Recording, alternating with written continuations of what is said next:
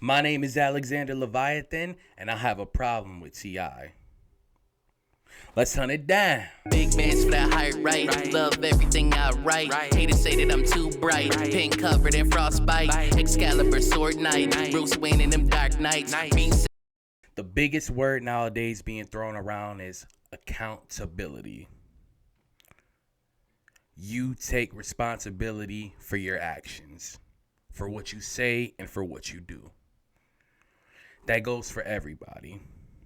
Pedestrians, police officers, regular 9-to-5s, and superstars. My problem today is with T.I. Mr. Clifford Harris, King of the South. Mr. Get All On You for wearing Gucci, but also Mr. I ain't got a record deal for you. I got 3 clips to play for you today. One in which T.I. is speaking with 21 Savage. Another one is what T.I. looks for when he's signing talent. And the third one, where I talked about him being on somebody for wearing Gucci. We've known each other a long time. Right, a real long time. Yeah, like, I think when you dropped your first video, your very first video, I started reaching out to you. Yeah. And I asked you for $1 million. And you told me, nah, because what I'm going to have to take in return ain't even going to be worth it. And I stayed independent. I probably would have signed a deal if it wasn't for you. I probably wouldn't even have like what I got right now for real. But, I mean, but that made me feel good. I had the same conversation with Thug. The same conversation. Yeah, for sure. You know what I'm saying? I'm like, man, bro, if I give you $1 million, I'm going to take 10 times as much. Because, that's just the way the game go. If you want to maintain ownership of your art and equity in your art, you got to go through those tough times in the beginning. Can't accept no upfront money and cushion your blow. Oh, God. You got to goddamn go ahead and get it out the mud the same way you would anything else if you want to stand on, on your principles as a boss. Yeah. And you did that. And I always told you, hey, man, don't worry. The money gonna come. Yeah, you did, for sure. And look like it made it. Yeah, that shit came.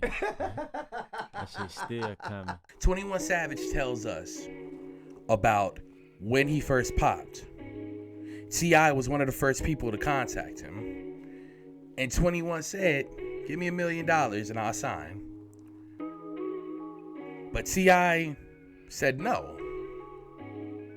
He said no because that $1 million that T.I. would give to 21 Savage, he would make back $10 million. And his reasoning behind it was because that's how the game go. That's how the game go? So you telling me, Mr. Clifford Harris, you're telling me that you can't run your business the way that you want to. In the music industry is this aura, it's this unspoken secret that everyone who signs a record deal is automatically bled dry, automatically screwed over. There's not one label who will fairly split profits with any artist. Why is that? Last time I checked, Grand Hustle was owned by T.I. He can't practice good business tactics with his own company? I don't understand that. Just for example, the $1 million to $10 million example that they just spoke of, I don't understand why that would have to be the rate for you. Well, that would have to be the split for you. Why? I've been told 1,000,000 times by J. Cole on various songs that you play the game to change the game. So you telling me because the record industry is set up to screw everybody that's ever been signed, by you being a record label owner, you have to adhere by those same business practices? So that $10 million that you guys were talking about couldn't be 5 and 5? You can't sign 21 Savage for $1 million. He make $5 million working for you, and you make $5 million for his work? No, that's not how it goes, right? It's supposed to be you make $10 million for his work, and he makes touring money. Is that how it goes? You take the same business practices that all these other labels have. I don't understand that. I understand that there are a lot more people who are smart than me. But usually when you have something and you own it, you decide what happens with it. Is there some kind of secret looming force that says, no, T.I., you have to take all their money and put them in the poorhouse?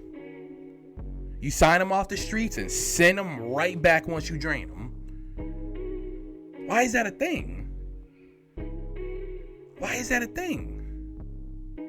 You look like me, so you understand the struggle we had. I'm not middle class. I wasn't born with a silver spoon in my mouth. I came from the ghetto like you did. Was I in the trap houses like you? No. I worked at Rite Aid. But you tell me that because this is what Leor Cohen and all those other people in those positions of power do, you have to do the same thing? I don't believe you. I don't believe you, and it's ridiculous that you said that. I always tell people when they come up and say, man, let me freestyle for you, let me kick this 16. Yeah. Like, bro, listen. you can have some bars, but I'm not really interested in that. Yeah. You know what I'm saying? You can have the best freestyle, most magnificent freestyle I've ever heard in my life, and that's not going to convince me that that I should invest my money in. Mm-hmm. What's going to do that, you're going to have some form of assurance or collateral, and that usually comes from the effort and the work that you've already been putting in. Yeah. So what you should do is take that freestyle, go somewhere and record yourself. It's very inexpensive nowadays. Don't cost a fortune. Record yourself, create a song, get that song buzzing, shoot you a video, upload it on YouTube. Let me see how many people have support for your movement, and then you won't have to come find me. At that point, it's my job to come find you. The number 2 example, the second example, is how you sign talent. This whole conversation is about people who look like you and me. People who look like you and me. You say the reason that you don't sign people if they have the best freestyle that you ever heard or the best bars ever is because you need some kind of insurance to know that whatever you put into them, they will make back for you. I thought this industry was built on risk and reward. I thought everything that's worth having is built off risk and reward. You telling me that somebody said, hey, Dr. Dre, if you sign that skinny white boy from Detroit that lives in the trailer park and is on food stamps, you gonna make billions of dollars. You telling me somebody said that? You telling me when he went to California, knocking on the game's door, he stepped out of the building wearing an apron covered in crack? You telling me he shook his hand because somebody said that guy right there, that guy that doesn't really have a giant audience, he's gonna make you billions? You telling me that? Drake bounced around from everybody until he landed with Wayne. Trey couldn't sign him. I saw another video that said y'all could sign him. Maybe it was because y'all didn't like his manager, is what I've heard. His manager. He had the pimp name, Slickback name or whatever. Jim Jones could have signed Drake. Jim Jones could have signed J. Cole. But the fact of the matter is they didn't know what to do with him. They didn't know how to market him. It would have been a risk though. And as we see from the way Drake came up, it would have been the biggest reward in music history. The biggest. Drake is iconic at this point. He is with Prince. He is with Michael Jackson. Could you imagine if you would have signed him? Could you imagine if Jim Jones would have signed him? Could you imagine if Trey Songz had the ability to sign him? I think it was a money issue. He might have not had money or the cars that he wanted. Something like that. It would have been the biggest break in history. But you think that was a guarantee? Do you think somebody said, listen, if you sign this guy, he's going to be one of the top 10 musicians in history? It was a risk to do so. Wayne took it. Wayne profited from it. I don't remember Grand Hustle being one of the apex labels in history. You think it's because of this? You think it's because of this? And let me just back up a little bit too. let me ask you this. Why would you stand out from anybody else at that point? What I mean is, I come to you, I'm still living in the project, I'm still living in my home, I'm still living wherever I live, making as little money as possible. I come to you after a concert, I see you on the streets, I see you in the mall, I spit for you because you have the ability to change my life. Like that. You look like me. I look like you. We're both black people. Not even black men. We're both African American people. You have the power to change my life, but because you have no guarantee that I will make your money back, that you don't want to deal with me. So when I do make that video with the freestyle on it, all those good bars, and I get the audience of you come knocking at my door, Def Jam's already here. Atlantic's already here. Sony's already here. Balluminati's already here. You think that I'm going to sign with you? You think I'm going to sign for you for what? You told me that when I blow up, that's when you're interested? You're practicing the same tactics as all these white owners. The thing that makes you different is I idolized you. I listened to your music. I loved you. Big things popping. Whatever you like. All about the money. These other label executives, I don't care about what Jimmy Iovine didn't make music. I didn't idolize him when I was younger. I idolized you. That was the difference. But you come to me after I'm popping with a business proposal when I came to you with nothing and you turned me down. Risk and reward. If you don't take the risk, you don't get the reward. It's not hard to grasp. It's not. So if that's the case, you are going to get the same treatment as all these other people.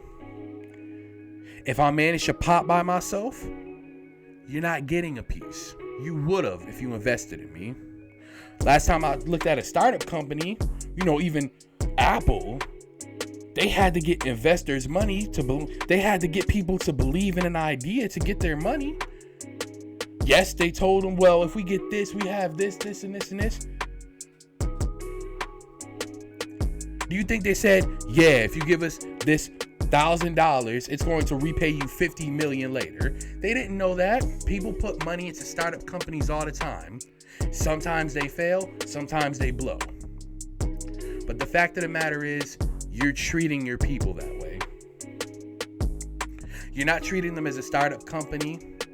You're not treating them as, I want to help as many people as possible. And I'm not saying that you have to sign everybody who brings you a CD, everybody who raps for you. That's not what I'm saying. But to not even consider it,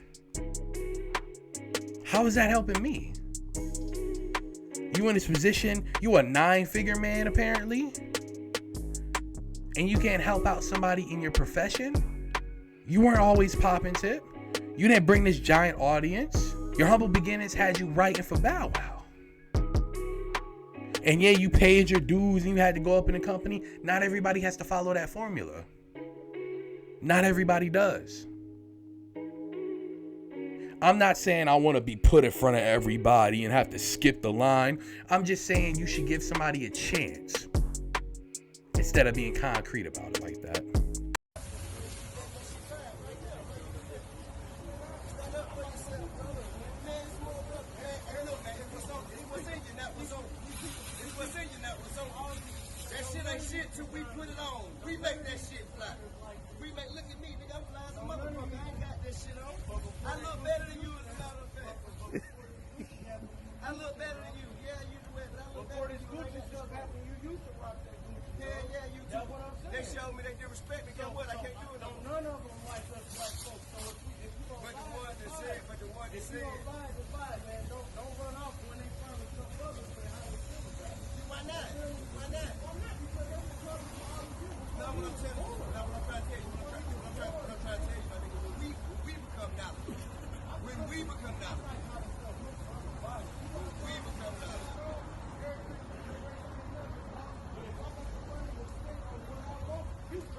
In the third clip, you're chastising this man for wearing Gucci head to toe, saying we make that cool, saying they not anything without us. Why would you take that stance about a fashion company that makes that much money and not take that stance for a young man or woman who's been working their whole life towards making music? And then saying, you know what? I'm gonna invest in you. You know what? Okay, let's see what you can do. Tell you a story. I went to a J. Cole concert. He came here to Buffalo. I went to his concert at KeyBank. Me and my boy Mosey, shout out to Mosey, we stayed around the arena from 9 a.m. to 2 o'clock in the morning. I waited that long. I left the concert early during J. Cole's set to go to the back where the tour buses were to wait to see if I could speak to Cole. It was a risk. I didn't know if he was going to come out or not, but I had to take the risk. He did. At 2 o'clock in the morning, Cole came to say hello to everybody waiting in line, and I asked him, can I give him my CD? Cole said, sure.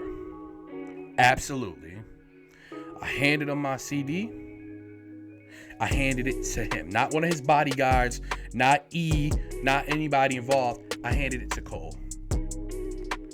Cole never called me back. Maybe he didn't like the music. I can understand that. If you don't like it, you don't like it. I'm not going to force you to like something you don't like. If you don't like it, that's fine. But the fact that he took it spoke volumes. The fact that he didn't give me a excuse. I almost swore that. He gave me an excuse to not take it. To look another black man in his eye and say, hey, man, when you can make money, come talk to me after that. J. Cole didn't know if I had a fan base or not. Me waiting in line for him, 2 o'clock in the morning. No, I ain't got no fan base for him. But the fact of the matter is he knows what it's like to be in that position. He waited for Hove in the same way. He waited 3 hours in the rain for Jay-Z. I waited 5 hours for Cole in the rain. The fact that he took that CD meant the world to me. Would it have been better if he called me back? Absolutely. But the fact that he didn't give me a speech and tell me why he wouldn't, and tell me when you are worth it, I will call you, I will seek you out, meant the world to me. Imagine if Birdman didn't sign Lil Wayne because Lil Wayne was a 9-year-old boy who didn't have an audience and I didn't know if he could make my money back. Nobody wanted Jay-Z. We see how that turned out, right?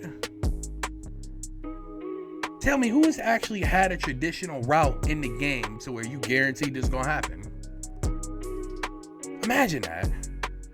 I remember T-Pain talking about how he was signed.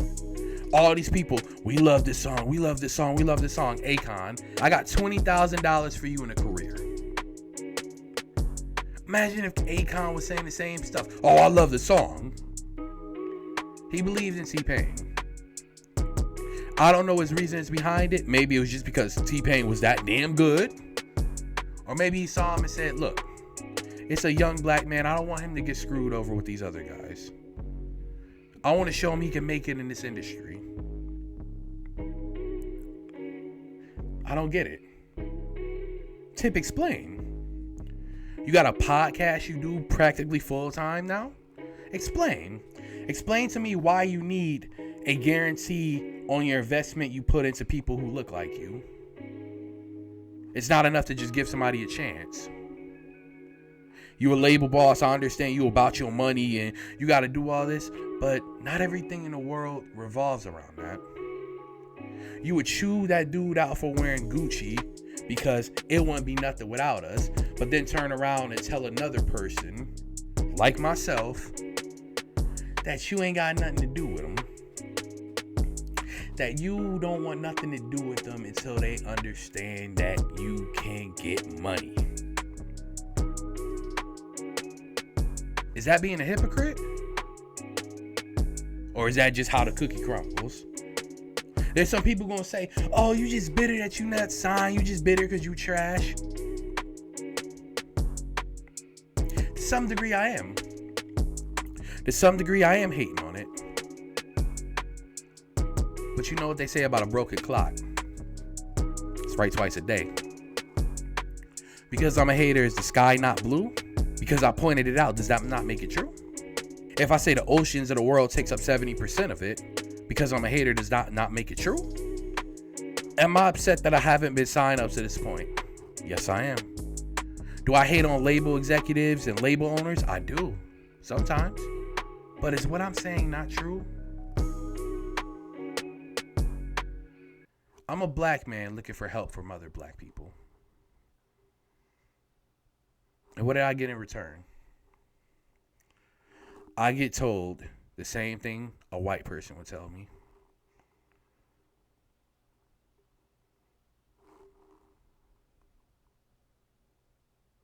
It's something to think about. Grand Hustle could have had a roster of 21 Savage, Young Thug, and Drake. But he handled his business the way he wanted to. By all means, do what you're going to do.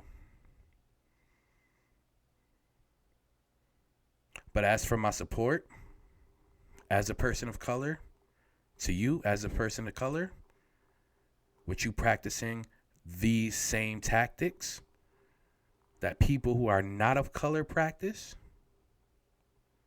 you don't get my support.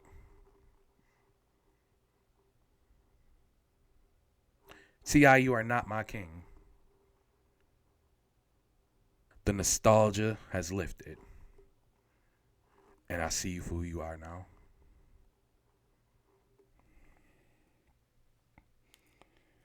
Thank you for watching another one of my videos. Like, share, subscribe, do all the YouTube things. If you're watching this on Instagram, do the same thing. Just take out the YouTube thing. If you want to support me, Etsy in the description. Every shirt I put up there, I designed myself. Every penny will go towards a new camera, a new computer, new lighting system, microphone, interface, all to make better content for you. And just remember, wolves live here. And tip, if you're listening, change and be better. Play the track. And I must smite, burn hot flame all white. Cause it's lit, stands know it's ahead. Raise a shot with, the crown might split. Hear a dragon spit, it's not an outfit. I can make a werewolf sit, alpha shit. Yeah, Zeus throwing lightning, I can make the mic bend. Word choices frightening, feel my will tightening. I rule the day, yeah, don't care what they say, yeah. Never hit play, so stay out of my way, yeah. Dicks try to dictate, even though it's my thing. Quickest way to get hate, writing at a good rate. One day they can all debate. Is it that hard to say that I'm great? With a voice like a magic heart, but they still think I'm a magic heart. But their ears about to overdose on the rage of a Gyarados. Respect my gray matter. I be thinking like a group of grays. Thought it was a phase. Now I kill them all with just a phrase. What's it? Word. Your heart. What's it? Word. Your mind. What's it? Word. Your soul. What's it? Word. Your life. What's it? Word. Your heart. What's it? Word. Your mind. What's it? Word. What's it? Word. Your life. Speaking and killing whatever I please. William Shakespeare disease. I'm like the truth, here are the keys. Similarly swarm like a hive full of bees. Fans spread like a forest of trees. Not really hard to do with ease. Can you believe it's a breeze? 2010, Drew Brees. This what I do, best in the world. I hope it get through. Even though I'm new, I'm strong with the flu. They never had a clue. Grammys, I'ma need a few. Crew is shining zoo. Real Willie and Lou. The dream is hard, not impossible. Hunger for greatness is colossal. What else do I have to say? Everything is out and on display. What's it?